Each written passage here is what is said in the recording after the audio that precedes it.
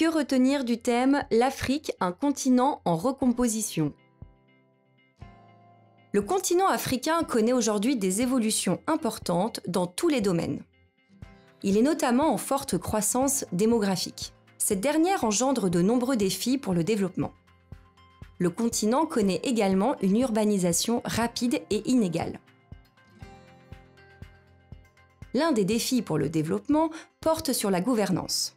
L'instabilité politique des États entraîne des conflits et des flux migratoires importants. Tous ces éléments sont des freins au développement des pays africains. L'exploitation des ressources du continent peut aussi être au cœur de conflits. En effet, les ressources naturelles y sont abondantes et variées.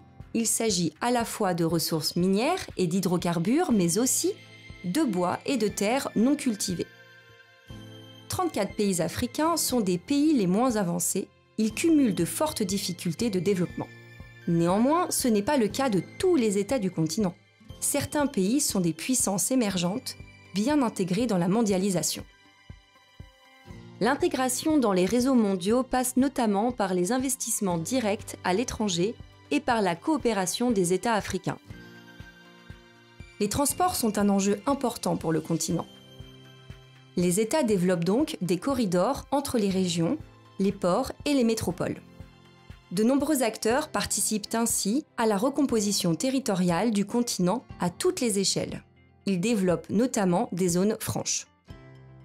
La Chine est le premier investisseur en Afrique. Dans le cadre des nouvelles routes de la soie, elle finance des infrastructures et des zones économiques spéciales. Les relations entre la Chine et l'Afrique soulèvent de nombreuses questions, car elles contribuent à placer l'Afrique dans une situation de dépendance et d'exploitation.